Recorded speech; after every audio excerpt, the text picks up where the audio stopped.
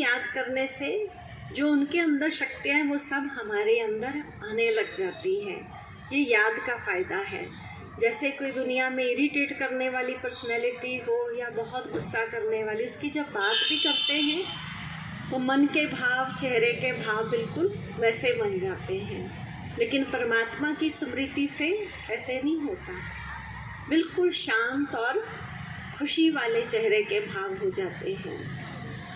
और फिर बात आती है कि परमात्मा जो है अथाह शक्तियों का सागर तो है ही, लेकिन वो सागर हमें देना तो बहुत कुछ चाहता है।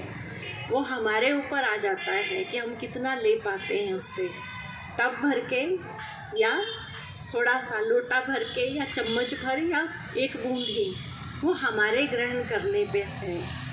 वो ज्ञान सागर तो अपना अथाह ज्ञान हमें दे रहे हैं, खुले भंडार खोल के। और फिर बात आती है कि शिवरात्रि की बात चल रही है कि शिव का जो यादगार मनाया जाता है शिवरात्रि, तो उस दिन जो व्रत रखते हैं, कई कुछ करते हैं उस दिन, अक्क धतूरा शिवलिंग पर चढ़ाया जाता है। तो व्रत रखना चाहिए, लेकिन कौन सा रखना चाहिए? वैसे तो उस दिन रखते हैं पेट का व्रत, तो पेट का व्रत तो पेट को स्वस्थ बनाएगा ना। तो ज़रूरत है मन का व्रत रखने की।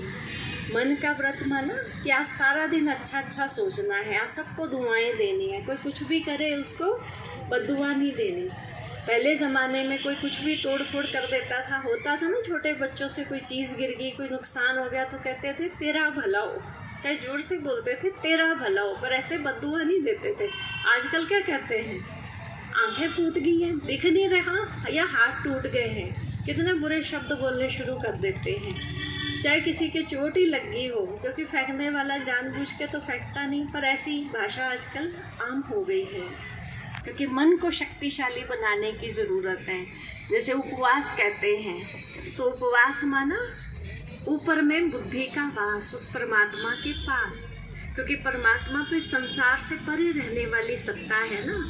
वो कभी भी इस तरह से हमारी तरह जन्म मरण में नहीं आते, क्योंकि सब ही हम इस चक्र में घूम गए हैं। कोई तो चाहिए ना मुक्तिदाता, इसीलिए उसे मुक्तेश्वर कहते हैं। तो उस मुक्तेश्वर को याद जब करेंगे तो अपने आप ही मन हमारा स्टेबल रहेगा और अपने आप ही मन का बुराइयों से व्रत हो जाएगा। आप सोचिए, घर में कोई मेहमान आता है, हम कितनी अच्छी अच्छी चीज़ें खाने को देते हैं, और साल में एक बार शिवरात्रि आती है, क्या करते हैं, स्पेशल जाके शिवलिंग के ऊपर धतूरा रख के आते हैं। तो घर में आए मेहमान को ऐसे दोगे तो कभी भी नहीं आएगा, है ना। कभी एक्सपेरिमेंट करके देखना, नाराज़ हो जाएगा। आप अभी वैसे ही सब हंस रहे हैं, तो लेकिन इसीलिए उसे भोलानाथ कहते हैं, क्योंकि हमारे ऐसे ऐसे कार्य पे भी वो हमें माफ़ कर देता है। तो धतूरा कौन सा चढ़ाना है? अपनी बुराइयों का, अपने अवगुणों का, जो भी अंदर हमारे अंदर विकार छुपे हुए हैं वो उस पे अर्पण करने हैं। आप अगर इसको और ध्यान से सुनेंगे तो ये ब्रह्मा कुमारीज के यहाँ एक 7 डेज कोर्स कराया जाता है। उसके एक चैप्टर्स हैं 1 by 1, मतलब एक 1.5 घंटा इसको लगा के समझा जाए तब जा कर के बातें क्लियर होती हैं। लेकिन फिर भी सार रूप में, क्योंकि आप बहुत बुद्धिजीवी लोग बैठे हैं, आपकी बुद्धि मैं समझता हूँ बहुत पावरफुल है, जो थोड़ी सी इशारे में भी समझती है, तो इतनी गहरी गहरी बातें आपको इतने सरल रूप में समझाई गई हैं। तो कुछ कुछ बातें आप धारण करेंगे और इम्प्लीमेंट करेंगे, सारी करें तो बहुत ही अच्छा है। तो आदरणीय दीदी जी का बहुत बहुत बहुत शुक्रिया है। बाल ब्रह्मचारी जीवन है और ऐसी बातें हम आगे भी सुनते रहें। अभी हमारे बीच आदरणीय कविता दीदी जी हैं। आप भी 1984 से ब्रह्मा कुमारीज़ में आकर के, शुरू में तो छोटे थे जब पढ़ते थे, उस समय ये ज्ञान सुनना समझना शुरू किया। में जितने भी सेवा केंद्र हैं, कई ब्रांचेज हैं यहाँ, उन सभी का नेतृत्व आप करते हैं और समय प्रति समय बहुत से लोग तो आप मुझे सुनते ही रहते हैं। तो आज दीदी जी के जो शुभ वचन आज के दिन के हमारे प्रति हैं वो सुनेंगे। आदरणीय कविता दीदी जी। ओम शांति। कुछ बातें कभी कभी ऐसी सुनी हुई, जैसे बचपन में कोई ट्रक के पीछे लिखा देख लेते थे, या कोई रिक्शा या कहीं और के पीछे भी लिखा देख लेते थे, तो वो बातें भी बचपन में याद रह जाती थी। एक बार एक रिक्शा पर हम कॉलेज की लड़कियां थी, और लड़कियां कॉलेज की तो चलो अच्छी पतली पतली ही होती हैं, तो उसने कहा हुआ था रिक्शा पर 2 ही सवारी बिठानी है। तो हमने कहा देखो हम तो वहाँ जा रहे हैं, ज़रूरी है, तो हमें 3 बैठने दो। तो हम तो बीच में एक लड़की थोड़ा ऊंचा होके बैठ जाएगी, जो सिंपल रिक्शा होता है, तो उस पर ऐसे बैठ जाएंगे। वो रिक्शा चलाने वाला, क्योंकि उसके तो ज़ोर तो उसका लगना ही था, तो थोड़ी देर में एक लड़की और आ गई। वो कहती नहीं मैंने भी इसी रिक्शा पर जाना है। उसने हमें रिक्शा के पीछे ले जाकर एक लिखित में कुछ लिखा हुआ था वो पढ़वाया। कहते इसको पढ़ लो जी पीछे।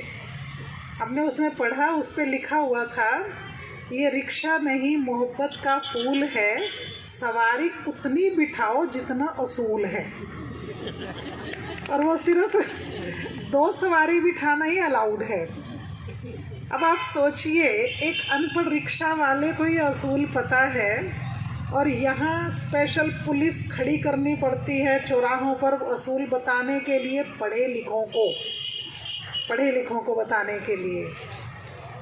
ट्रैफिक लाइट्स लगानी पड़ती हैं। एक दिन ट्रैफिक लाइट बंद हो जाए, यहाँ हुआ था सेक्टर 43 से 44 जाते समय सब के सब चौराहे में जाम होकर खड़े हो गए, ना जाऊंगा ना जाने दूंगा, ये स्थिति थी। और 15-20 मिनट वहाँ खड़े रहे, और फिर पुलिस को बुलाना पड़ा। वो आई तो उन्होंने सेटिंग करवाई।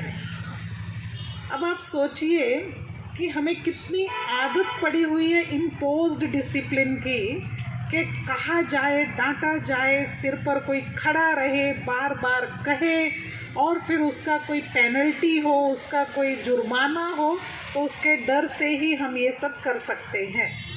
तो इसीलिए समझ सकते हैं कि अब हमें ज़िंदगी बहुत अच्छी चलानी है, असूल सहित, नियमों सहित, और जिस ज़िंदगी से दूसरों को फ़ायदा हो।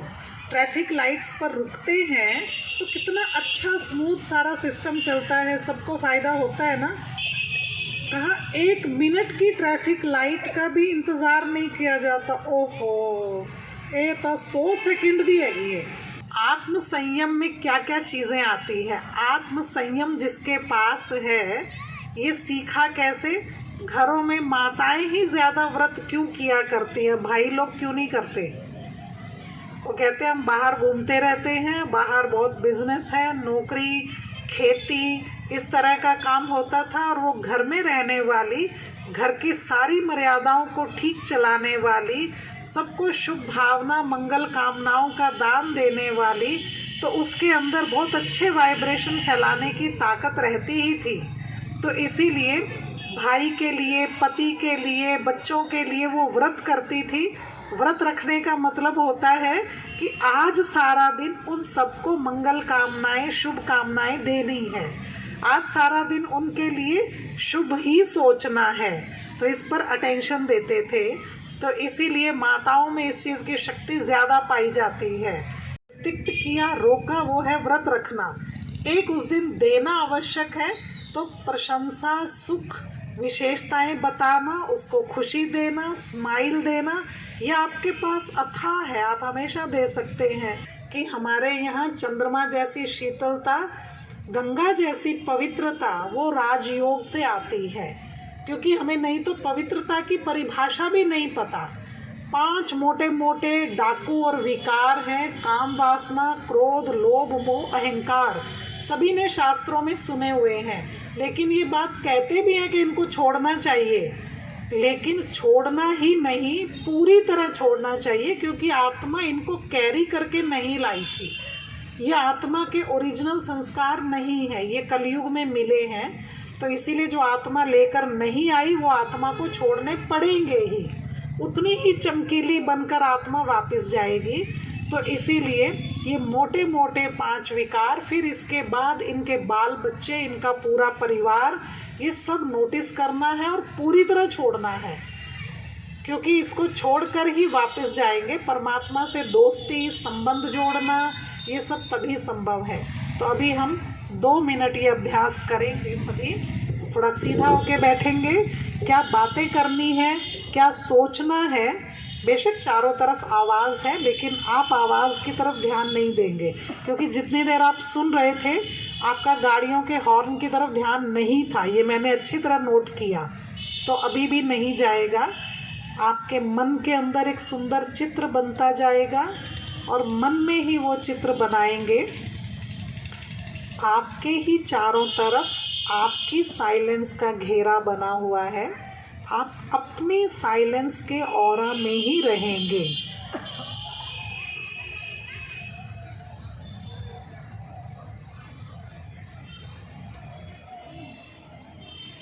महसूस करेंगे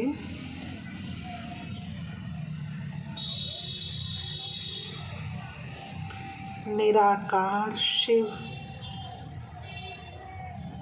शांति और प्रेम का सागर है। मैं मस्तक में चमकती हुई आत्मा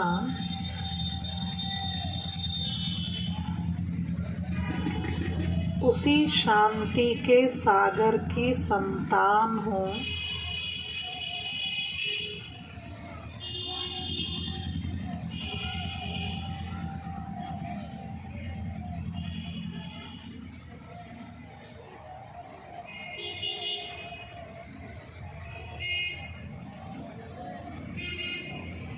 फील करें शांति के सागर प्यारे पिता की शांत किरणें आपके ऊपर आशीर्वाद की तरह बरस रही है।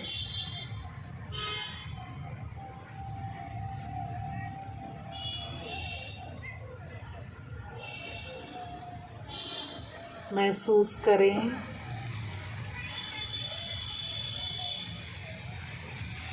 प्यारे पिता का यह आशीर्वाद और दुआएं लेकर हम आत्मा अपनी बैटरी चार्ज करते हैं।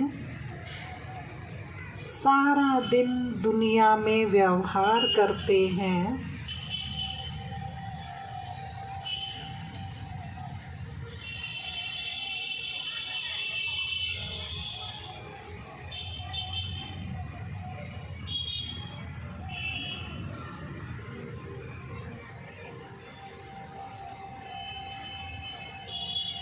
अपने चारों तरफ प्यारे पिता की शांत और पवित्र किरणों का प्रभा मंडल महसूस करें। ओम शांति।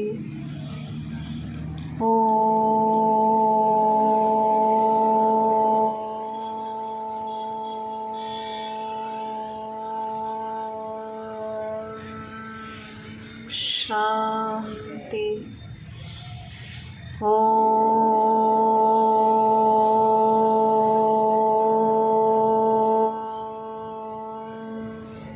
शांति। देखा होगा कि इधर एक बैनर लगा के anger is weakness not power. सो गुस्सा हमेशा वीकनेस ही देता है, पावर को देता नहीं है। इधर भी लिखा है anger not solve but create problems. So जी गुस्से के ऊपर एक मुझे श्लोक याद आ रहा है, बाबा फरीद की बानी है, उसमें गुरु ग्रंथ साहब में भी आती है कि फरीदा बुरे दा भला कर गुस्सा मन ना हंडा। फरीदा बुरे दा भला कर गुस्सा मन ना हंडा, दे रोग ना लगे पल्ले सब कुछ पा। इस 4 लाइनों के विच पूरा ज्ञान दिता है गुस्से के ऊपर। काम क्रोध लोभ मोह अहंकार, दीदी ने जैसे बताया, उसमें जो क्रोध है उसके ऊपर ये 4 बातें पूरी तरह से लागू होती है कि अब जब बुरा करते हो किसी का, गुस्सा करते हो किसी का, वो मत करो। और अगर आप ये काम मत करेंगे तो आपकी देह को कोई रोग नहीं लगेगा, और देह को रोग नहीं लगेगा तो आपको सब कुछ प्राप्त होगा, दुनिया में हर चीज़ आपको प्राप्त होगी। सो ये बातें जो दीदी ने, आदरणीय दीदी जी ने बताया कि हमें किसी का बुरा नहीं करना, हमें किसी का कड़वाहट नहीं किसी के ऊपर डालनी। इस शिवरात्रि के उपलक्ष्य में हम ये सोचे कि आगे हम किसी का भी बुरा मत करें। और एक बात और बताई कि आप किसी को कुछ दो। पूर्ण हो, अच्छा स्वास्थ्य रहे, इन्हीं मंगल कामनाओं के साथ शिव जयंती की बहुत बहुत बधाई। ओम शांति। खुशियों भरा दिन है, सब देवियों का यहाँ आना हुआ है। आप सभी महान आत्माएं इतना एक बैठ कर सुन रहे हैं।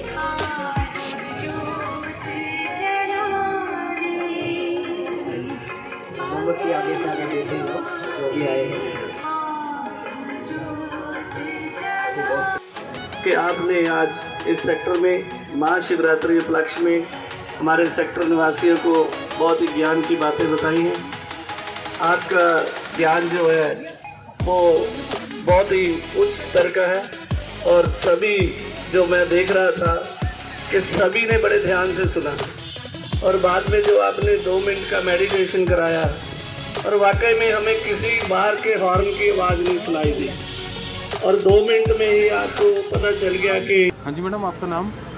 मेरा नाम ब्रह्मा कुमारी कविता दीदी है और इसी तरह से सब जानते हैं ब्रह्मा कुमारी कविता बहन। प्रजापिता ब्रह्मा कुमारी ईश्वरीय विश्वविद्यालय की तरफ से यहाँ ये कार्यक्रम किया गया है।